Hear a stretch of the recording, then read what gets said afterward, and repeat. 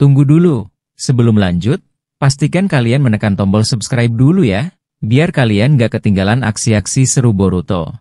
Cerita dimulai ketika Momoshiki tampak memperhatikan dengan seksama gerakan Shibai dan seorang dewa Otsutsuki dari kejauhan. Ia menggunakan dojutsu miliknya yang memiliki jangkauan lebih luas dibandingkan Sendrigan. Dari atas langit, Shibai bersama dewa Otsutsuki mulai mengerahkan kekuatan besar. Kekuatan itu berasal dari buah cakra yang memancar dari tubuh mereka. Energi tersebut kemudian membentuk semacam perisai bertekstur padat dan tajam, mirip dengan Kinrin Tensei. Kekuatan itu semakin membesar ketika energi Shibai dan Dewa Otsutsuki bergabung. Mereka berniat menggunakan perisai raksasa itu untuk membelah planet bumi. Cahaya dari kekuatan tersebut begitu terang hingga dapat dilihat jelas dari permukaan bumi.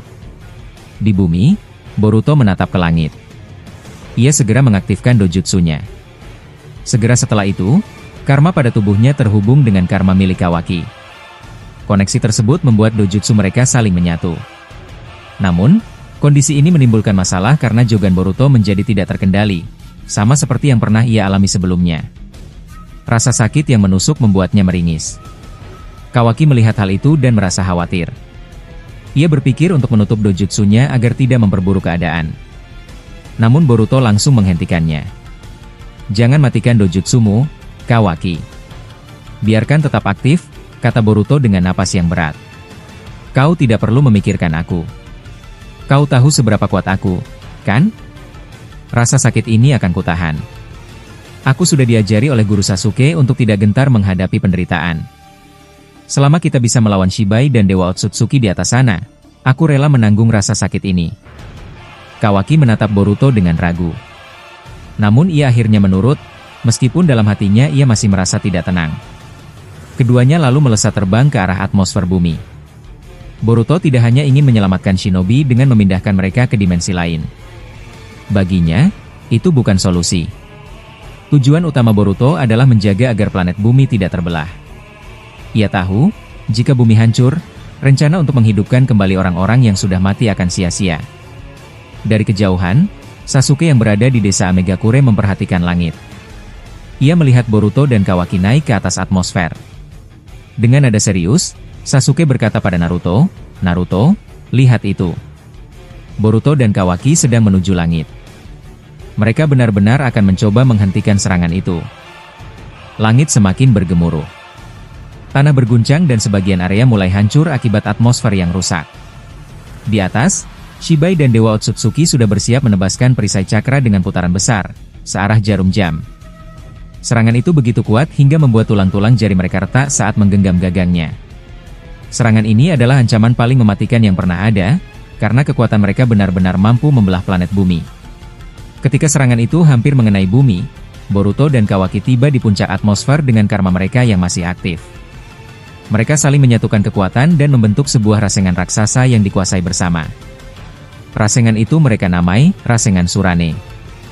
Dengan memanfaatkan kondisi tanpa gravitasi, mereka bergerak cepat dari bawah, mendekati Shibai dan Dewa Otsutsuki. Hanya tersisa 2 detik sebelum bumi terbelah, Boruto dan Kawaki melesat menggunakan Hiraishin. Dalam waktu yang sangat singkat, mereka berhasil mendorong Shibai dan Dewa Otsutsuki dengan Rasengan Surane. Kekuatan perisai pun padam dan lenyap. Dorongan itu begitu kuat hingga Shibai dan Dewa Otsutsuki terpental ke bulan, menghantam pintu istana Toneri. Boruto terengah-engah. Ia berkata, "Kawaki, tadi itu hampir membuatku pingsan. Aku benar-benar tegang saat hanya tersisa 2 detik." Kawaki yang juga terlihat lelah, menjawab, "Aku juga merasakannya, Boruto. Kalau kita tidak memaksakan diri untuk naik, bumi mungkin sudah hancur. Sekarang aku sadar, bahkan 2 detik bisa menentukan masa depan. Untung saja kita berhasil kali ini." Tubuh keduanya bergetar hebat karena rasa panik yang masih belum hilang. Boruto memperlihatkan tangannya yang gemetar. "Lihat, jariku masih bergetar. Aku tidak bisa membayangkan apa yang akan terjadi kalau tadi bumi benar-benar hancur." Kawaki pun merasakan hal yang sama, bahkan sampai ke jemari kakinya. Di sisi lain, Shibai dan Dewa Otsutsuki yang terpental ke bulan mulai bangkit dalam keadaan terluka. Tulang-tulang tangan mereka patah akibat tekanan saat menggunakan perisai cakra. Shibai bergumam kesal, "Aku tidak menyangka mereka berdua bisa menghentikan serangan itu." Dewa Otsutsuki menimpali dengan wajah marah, Hanya tinggal 2 detik lagi bumi hancur, tapi kita gagal. Ini benar-benar memalukan. Shibai menjelaskan dengan nada berat, kekuatan itu hanya bisa dipakai sekali dalam waktu lama. Kita harus menunggu sampai cakra kita penuh kembali. Sekarang cadangan cakra kita sudah 80% habis. Mustahil kita bisa menggunakan serangan yang sama untuk membelah bumi dalam waktu dekat. Sementara itu, di bumi, badai perlahan menghilang dan langit mulai cerah kembali. Naruto menatap ke atas dan berkata, langit tiba-tiba berubah. Apa ini berarti Boruto dan Kawaki berhasil? Eida yang ada di dekatnya menggunakan dojutsunya untuk melihat ke bulan. Ia menyampaikan kepada semua orang, Boruto dan Kawaki berhasil. Mereka mendorong Shibai dan Dewa Otsutsuki ke bulan. Planet bumi aman untuk sekarang. Mendengar hal ini, Kashin Koji segera menggunakan shinjutsunya untuk melihat masa depan.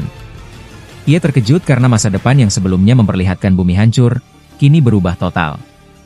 Boruto dan Kawaki melakukan hal besar, kata Koji. Jika mereka gagal, kita semua akan mati. Tapi karena mereka berhasil, masa depan yang semula penuh kehancuran kini tertunda. Bahkan kebangkitan Jogan tahap kelima dan kemunculan leluhur Momoshiki ikut tertunda karena tindakan mereka. Semua orang terdiam. Mereka menyadari betapa tipis jarak antara keselamatan dan kehancuran. 2 detik tadi menjadi perbedaan besar bagi seluruh kehidupan di planet bumi. Sasuke akhirnya memahami maksud dari penjelasan Kashin Koji. Ia menatap Koji dengan serius lalu berkata, jadi begitu maksudmu. Artinya, jika planet bumi sampai terbelah, Jogan Boruto akan berevolusi ke tahap kelima, dan leluhur Momoshiki juga akan muncul. Tapi sekarang takdir itu sudah berubah karena bumi berhasil dilindungi. Dari sini aku bisa menyimpulkan kalau kebangkitan kekuatan semacam itu memang tidak pernah mudah. Walaupun Jogan tahap 5 tidak jadi bangkit kali ini, setidaknya bumi tetap aman. Itu jauh lebih penting. Sasuke lalu menambahkan dengan nada tenang, apa yang dilakukan Boruto dan Kawaki memang benar-benar memengaruhi takdir. Mereka mungkin membuat Jogan tahap 5 tertunda bangkit, tetapi keuntungan besarnya adalah bumi selamat. Aku yakin suatu hari nanti Jogan tahap 5 tetap akan bangkit, hanya saja di momen yang jauh lebih rumit. Jika ada orang yang berpikir hal itu terlalu lama, sebenarnya wajar. Sama seperti Naruto dulu. Dia tidak langsung bisa menguasai mode Kurama. Dari ekor 1, bertahap hingga ekor 2, dan butuh waktu bertahun-tahun sampai akhirnya mencapai ekor 9. Itu pun baru terjadi saat melawan Obito dan Madara. Jadi, proses Boruto juga pasti panjang. Ia tidak mungkin langsung sampai ke tahap 5 begitu saja. Setelah mengatakan itu, Sasuke mengalihkan pandangannya pada Ishiki. Dari kejauhan ia melihat Ishiki mencoba membuka portal dimensi untuk melarikan diri dari tebasan Dewa Otsutsuki sebelumnya. Namun tiba-tiba Ishiki menutup portalnya kembali. Ia mengangkat wajahnya ke langit, tampak bingung. Dalam hati ia bergumam, aneh sekali, kenapa langit malah berubah menjadi tenang? Apa yang sebenarnya terjadi di atas sana? Di desa Sunagakure, Urashiki juga merasakan keganjilan yang sama. Ia bertanya-tanya mengapa Shibai gagal melaksanakan serangan besarnya. Sementara itu, Toneri sedang mengaktifkan mode Cakra Tenseigan. Dengan sensor milik Tenseigan yang jauh lebih tajam dari Byakugan, ia dapat melihat dengan jelas hingga ke bulan. Pandangannya menangkap Shibai dan Dewa Otsutsuki yang tergeletak di tanah, sedangkan Boruto dan Kawaki berdiri dengan karma mereka yang masih aktif. Toneri bergumam dalam hati, Boruto, kau memang cerdas. Kalau kau tidak melakukan itu, aku sudah mati karena serangan Shibai barusan. Hidan yang ada di dekatnya merasa heran dan bertanya, Toneri-san, apa yang sedang kau pikirkan? Kenapa terus menatap ke arah langit seperti itu? Kazeka ikut menimpali, aku merasa bumi ini sudah dilindungi. Benarkah? Toneri menjawab dengan serius, ya, benar. Boruto dan Kawaki yang melakukannya. Bumi sekarang sudah kembali aman. Tapi ada hal lain yang membuatku cemas. Di bulan, tempat tinggalku, masih ada banyak sumber kekuatan yang kusimpan di dalam ruangan peninggalan Tuan Hamura. Jika Boruto dan Kawaki melawan Shibai di sana, aku khawatir tempat penyimpanan itu ikut hancur. Toneri terlihat bingung, ia tidak tahu harus tetap di Sunagakure untuk menghadapi Urashiki atau pergi ke bulan melindungi sumber kekuatannya. Urashiki memperhatikan sikap Toneri lalu berkata sambil menyipitkan mata, kenapa kau terlihat gelisah, Toneri? Apa yang kau sembunyikan? Katakan padaku. Toneri menoleh ke arahnya dan bertanya, Dari mana kau tahu tentang sumber kekuatan di bulan? Apakah kau pernah ke sana sebelumnya? Urashiki hanya tersenyum sombong. Ia mengangkat gagang pancing merahnya dan berkata dengan nada mengejek, "Kau lupa siapa aku, Toneri? Aku Otsutsuki murni, hampir setara dengan Ishiki. Tugasku sejak dulu adalah menjadi mata-mata, pengumpul informasi. Jadi wajar saja aku tahu banyak hal." Toneri masih belum puas dengan jawaban itu. Ia kembali bertanya, "Kalau begitu, bagaimana bisa kau mengetahui lokasi sumber kekuatan itu? Padahal tempat itu dilindungi dengan Fuinjutsu Tenseigan murni milik Tuan Hamura." Urashiki tertawa kecil sebelum menjawab, "Kau terlalu meremehkan aku, Toneri. Ingatkah kau, dulu kau pernah dekat dengan rival ayah Momoshiki? Saat itu dia tidak sekadar menjalin hubungan denganmu. Dia mencari informasi sebanyak mungkin tentang bulan, tentu saja dengan bantuanku. Semua informasi itu kami laporkan kepada Momoshiki dan juga Shibai. Bahkan akulah yang pertama kali menemukan planet bumi dan kekuatan para biju di masa lalu. Aku juga orang yang menghancurkan tubuh Hamura yang punya akses ke ruang Tenseigan. Jadi sebagian kekuatan di sana sudah hancur sejak lama." Mendengar itu, Toneri terkejut. "Bagaimana mungkin kau bisa membuka segel itu? Segel itu seharusnya hanya aku yang bisa membukanya." Urashiki lalu mengubah warna rinnegannya satu persatu, dari biru, merah, hijau, hingga hampir 10 warna berbeda. Sambil memperlihatkannya ia berkata, "Setiap warna rinnegan ini punya kemampuan berbeda. Salah satunya bisa membuka segel di bulan. Jadi aku sudah melakukannya sejak lama." Menyadari hal itu, Toneri segera bersiap terbang menuju bulan untuk menyegel kembali sumber kekuatan yang masih tersisa.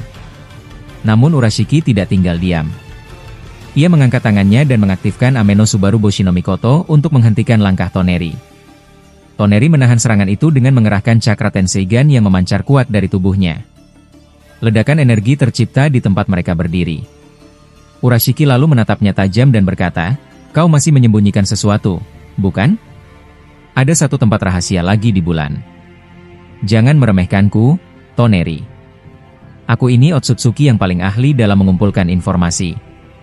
Toneri menahan napas lalu menjawab dengan nada tertekan, "Kalau begitu, apa yang sebenarnya kau tahu tentang tempat itu?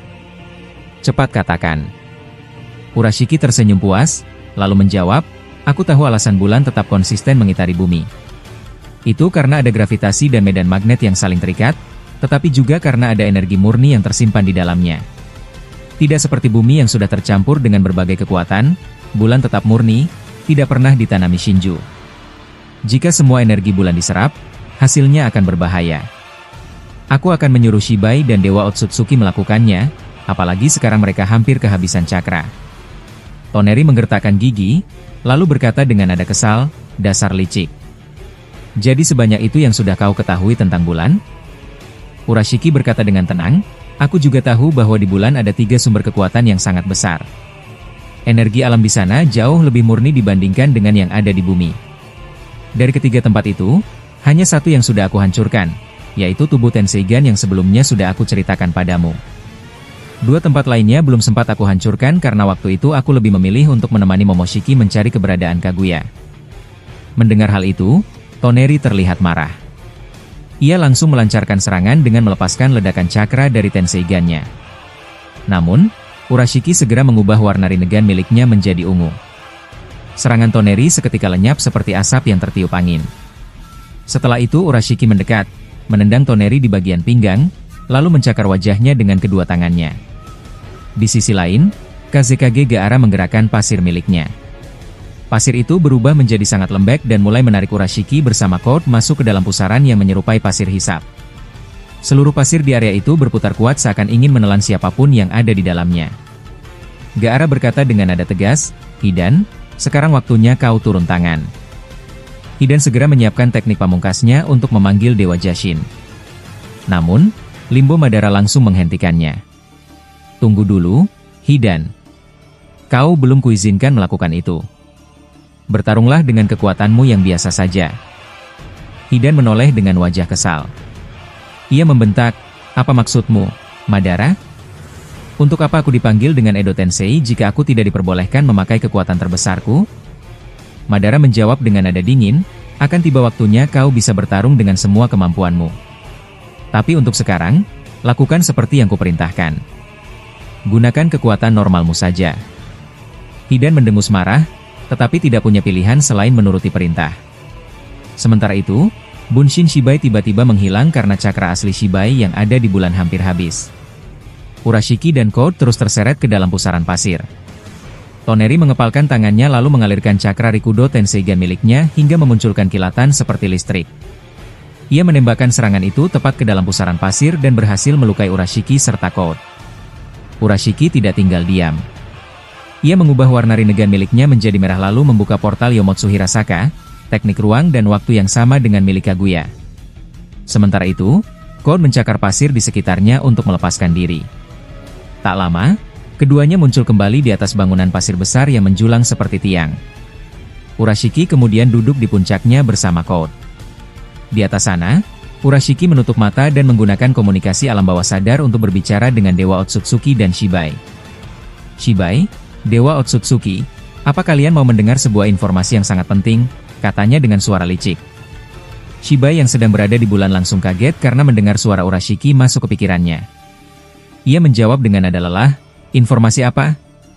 Jika tidak penting, lebih baik kau diam. Aku sedang pusing karena 80% cakraku sudah terbuang percuma. Dewa Otsutsuki juga ikut berbicara. Cepat katakan, Urashiki. Informasi apa yang kau maksud? Urashiki terkekeh, lalu berkata, bisakah kalian berdua bicara lebih sopan padaku? Terutama kau, Shibai. Aku harap kau bisa mengubah caramu memperlakukan aku.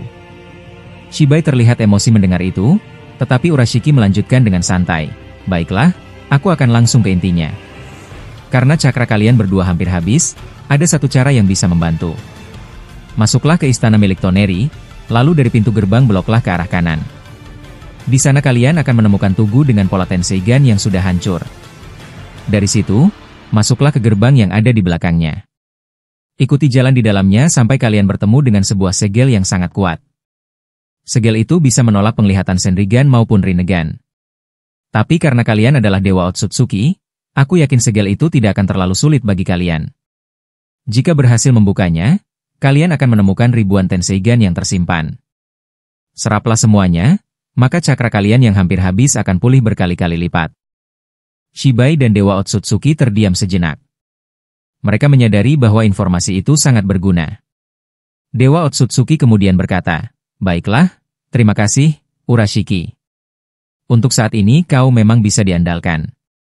Jaga Toneri agar dia tidak mengganggu. Aku akan menyerap semua kekuatan yang ada di bulan.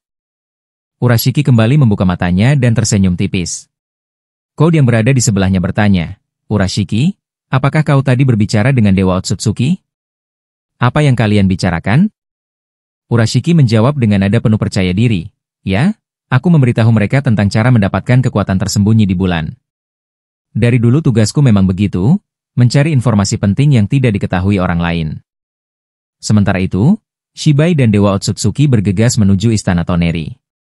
Namun di sana mereka dihadang oleh Boruto dan Kawaki. Boruto berdiri menghadang sambil berkata, Shibai Otsutsuki, kau mau pergi kemana? Aku tidak akan membiarkanmu masuk. Kawaki menambahkan, benar. Kau tidak akan melewati kami begitu saja. Shibai tidak banyak bicara dan langsung berusaha masuk ke area dalam. Boruto dan Kawaki segera mengejarnya. Di udara, Dewa Otsutsuki melesat lebih cepat. Boruto segera membuat banyak bunshin sambil berteriak, Taju Kage Bunshin no Jutsu. Puluhan bunshin mengepung lawan.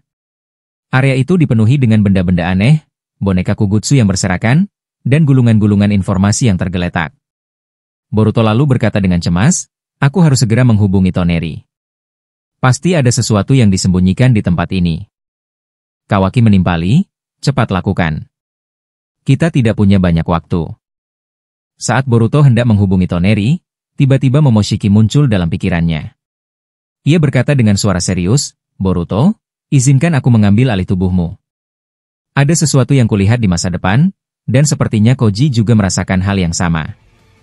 Boruto mengernyitkan dahi dan bertanya, apa yang kau lihat, Momoshiki? Katakan sekarang. Momoshiki hanya menjawab singkat, nanti akan aku jelaskan. Untuk sekarang, bertukarlah denganku.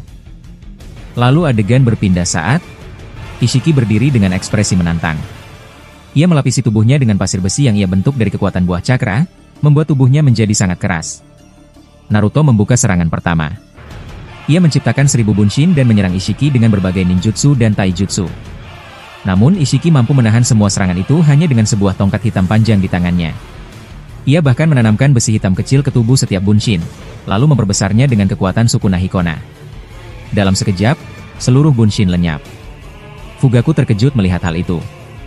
Ia berkata, kekuatan apa itu? Benar-benar sulit dipercaya. Konan yang menganalisis ikut menimpali, itu mirip dengan batangan besi hitam yang digunakan Pain dan Nagato. Tapi kekuatannya jauh lebih berbahaya. Naruto menatap mereka dan berkata, tenang, ini baru permulaan. Aku memang sengaja membuat 1000 bunshin agar kita bisa melihat gaya bertarungnya. Jadi sekarang kita lebih siap menghadapi serangannya. Hati-hatilah. Setelah itu, Naruto dan Sasuke bergerak cepat bersamaan. Gerakan mereka terlihat seperti cahaya kuning dan biru yang melesat sejajar. Namun Ishiki dengan dojutsunya bisa melihat pergerakan mereka dengan jelas.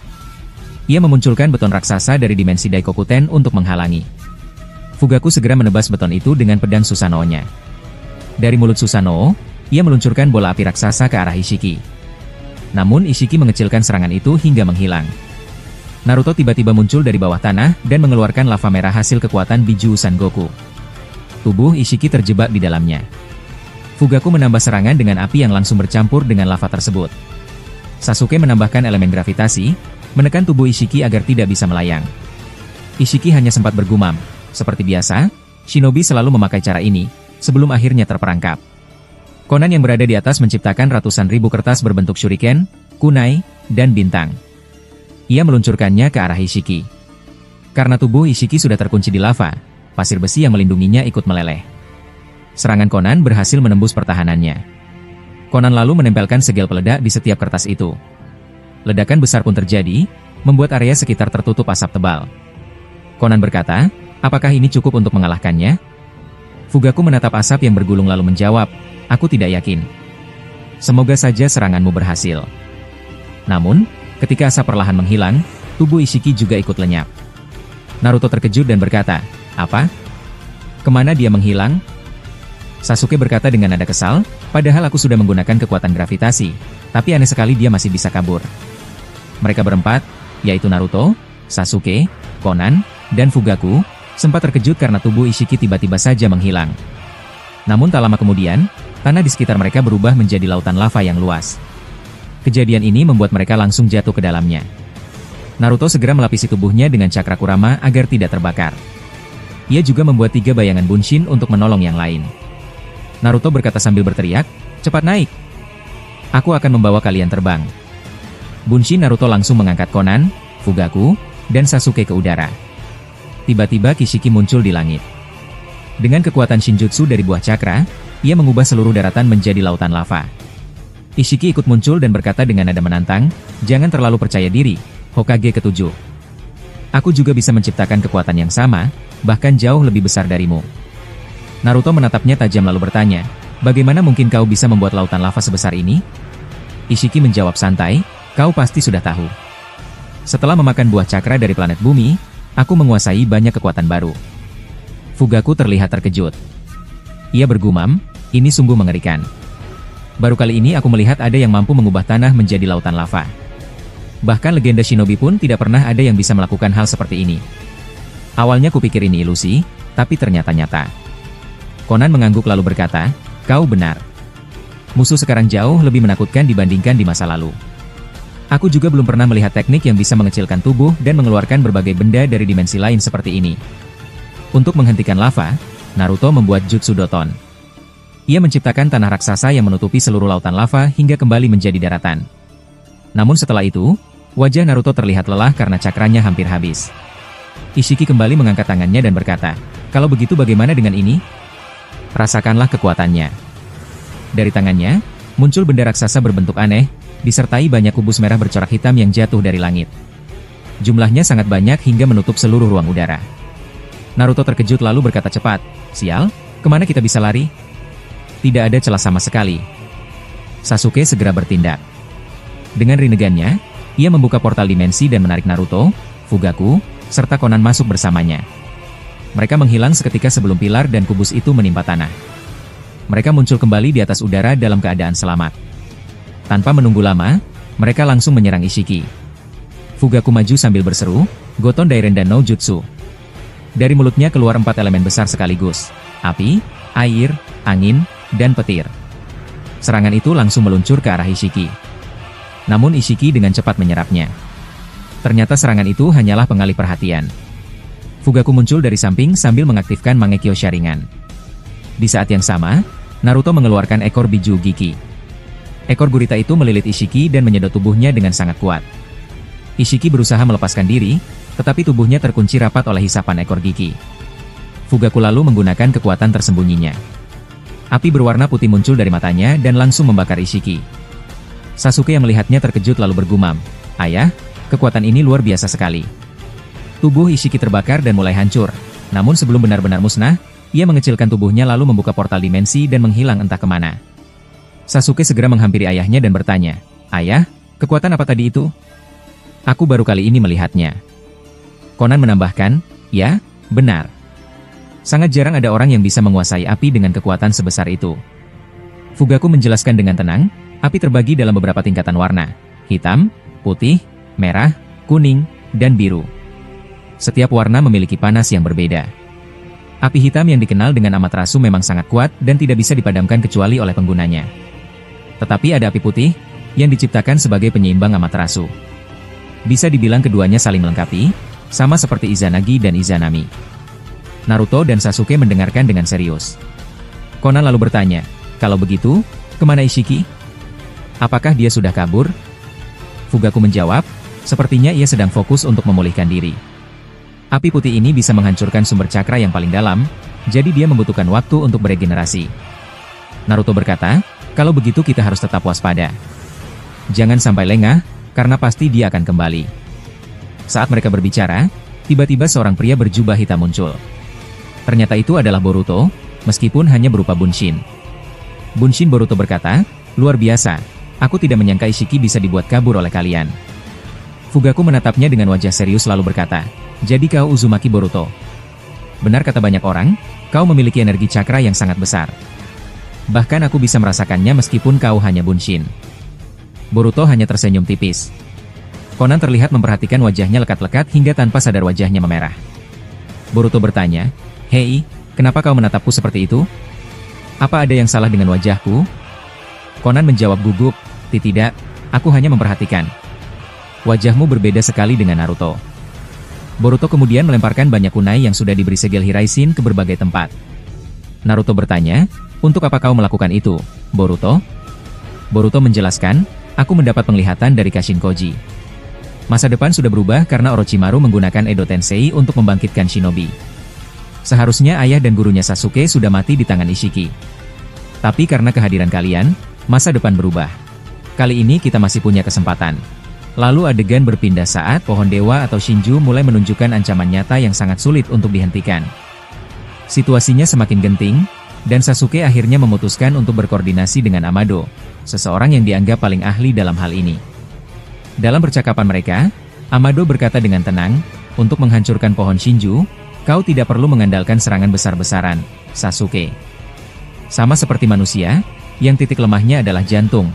Pohon Shinju juga punya titik vital tersembunyi di dalamnya. Kita hanya perlu menyerang titik itu. Tidak ada makhluk yang benar-benar sempurna. Sekuat apapun dia, pasti ada celahnya." Sasuke mendengarkan dengan serius, lalu menjawab, "Kalau begitu, di mana letak titik kelemahannya? Apa kau tahu lokasi tepatnya, Amado?" Amado mengangguk pelan dan menjelaskan, "Dari penelitian yang pernah kulakukan bersama Jigen, hampir semua pohon Shinju memiliki satu pola yang sama. Kelemahan mereka terletak pada sumber makanan Jubi. Semakin bagus makanan yang diberikan ke Jubi, maka semakin kuat pula pohon Shinju yang dihasilkannya. Jadi, tugas kalian adalah mengeluarkan semua makanan yang sudah dimakan oleh Jubi.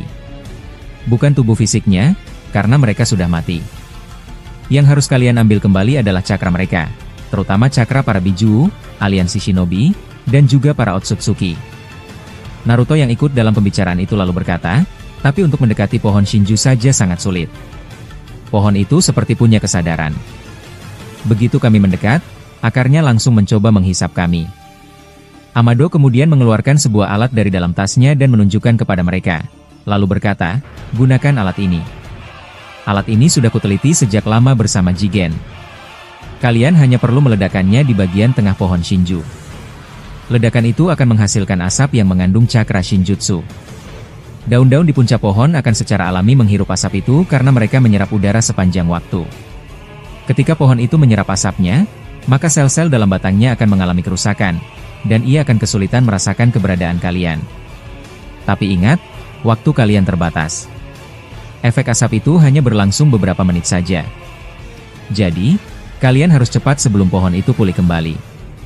Setelah itu, keluarkan semua cakra yang dimakan termasuk Jubi. Jika berhasil, pohonnya akan layu, dan kalian hanya perlu menghancurkan Jubi dengan cara yang sudah kujelaskan tadi. Boruto mendekat dan bertanya, apakah ada area yang lebih spesifik sebagai titik vital pohon Shinju? Kalau ada, bisakah kau tunjukkan di mana? Amado pun menjelaskan, biasanya titik vital ada di bagian puncak, tepat di balik kuncup bunga. Di sanalah pusat sensorik pohon Shinju, dan dari sanalah hubungan cakranya dengan bulan terhubung. Jika kalian menghancurkan kuncup itu, kalian bisa merasakan jiwa-jiwa yang telah terserap di dalamnya. Tapi area itu sangat berbahaya, karena insting pertahanan di sana jauh lebih kuat. Maka itu, kalian harus menggunakan alat ini agar pohon mengalami gangguan fungsi terlebih dahulu. Setelah semuanya memahami penjelasan Amado, mereka bersiap untuk bergerak. Namun tiba-tiba, dari langit yang cerah muncul sebuah portal dimensi, dan dari sana turun sosok Otsutsuki tertinggi. Seketika langit menjadi gelap gulita, menandakan bahwa kehadiran sosok ini membawa tekanan cakra luar biasa yang bahkan dirasakan oleh planet itu sendiri. Naruto menatap langit dan berkata pelan, "Sial." Dia muncul juga. Amado yang mulai gugup berkata cepat, "Aku sudah menduga ini akan terjadi. Aku sudah membocorkan sebagian informasi soal pohon Shinju. Jadi kumohon, lindungi aku sekarang juga." Sasuke langsung menoleh dan berkata dengan nada curiga, "Kau bilang sebagian? Apakah masih ada informasi lain yang belum kau katakan pada kami, Amado?" Amado menjawab, "Tentu saja masih banyak. Tapi menjelaskannya sekarang akan sangat sulit. Kita sedang berhadapan dengan musuh yang sangat kuat."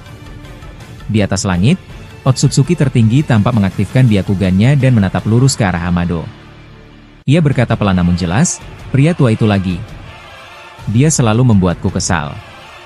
Dengan hanya mengangkat satu jari, tubuh Amado tiba-tiba melayang ke udara akibat kekuatan gravitasi yang dikendalikannya. Amado dengan cepat membuka tasnya dan melemparkan sebuah alat bulat ke udara. Alat itu kemudian melepaskan puluhan bola kecil ninja ilmiah yang meledak di udara, menyebarkan asap tebal yang menyulitkan penglihatan Byakugan dari Otsutsuki tertinggi. Melihat kesempatan itu, Boruto langsung terbang menghampiri Amado dan membuka portal dimensi menuju ruangan bawah tanah. Ia memberi isyarat kepada Ino dan Eida untuk masuk ke portal, dan mereka pun segera bersembunyi di tempat yang aman. Sementara itu, di lokasi lain, Kashin Koji dan Toneri berada di dekat pohon Shinju.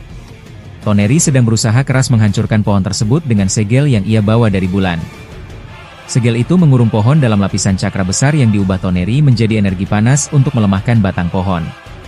Kemudian, Toneri bersiap menggunakan teknik terakhir milik Hamura, menarik seluruh cakra dari dalam pohon, termasuk cakra para shinobi dan Otsutsuki, dan menyimpannya ke dalam gulungan besar yang ia bawa dari bulan.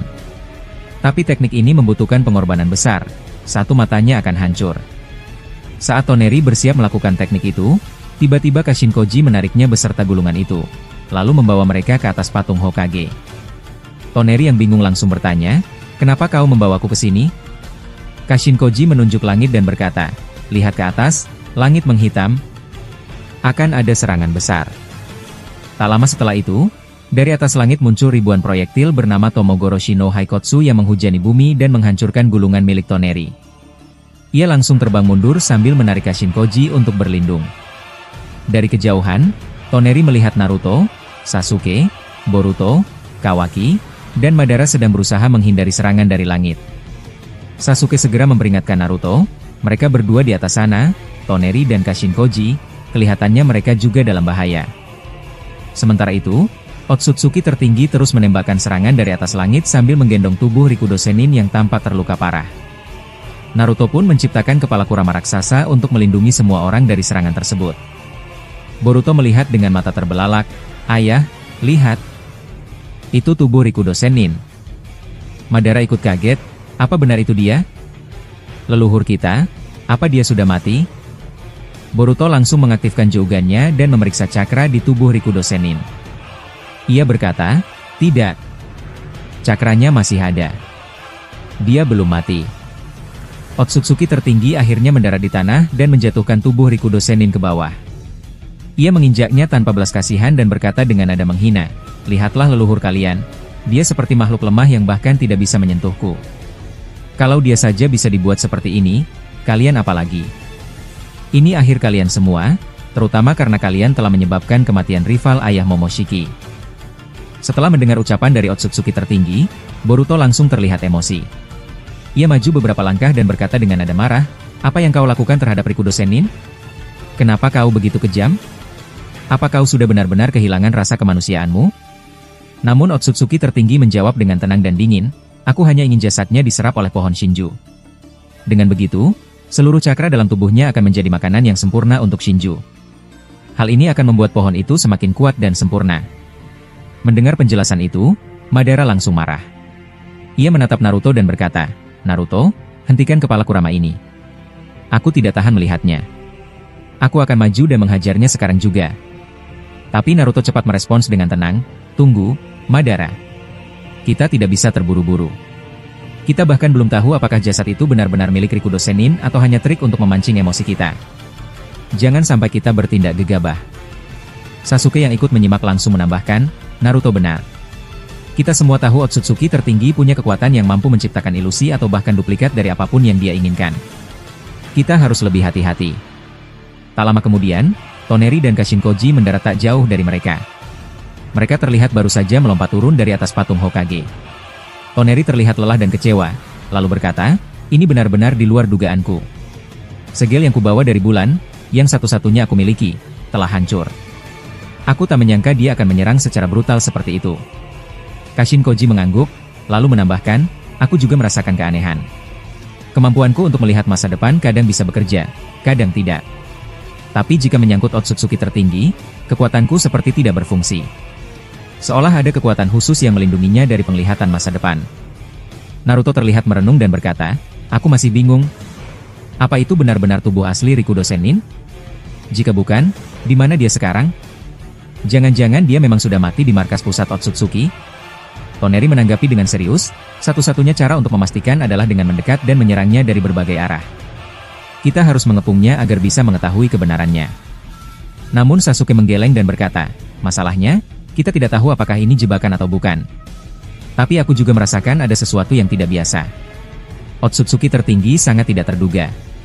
Bahkan ketika rival ayah Momoshiki hampir kalah, dia tidak muncul untuk membantu. Ia hanya mengirim seberkas cakra waktu itu. Ini membuatku bertanya-tanya, apa sebenarnya tujuan dan rencana dia? Tiba-tiba, portal dimensi muncul dan dari sana keluar ribuan pasukan Sumeaka. Mereka langsung berbaris rapi seperti siap menyerang. Tidak hanya itu, dari dalam akar pohon Shinju mulai keluar makhluk-makhluk berwujud Zetsu putih.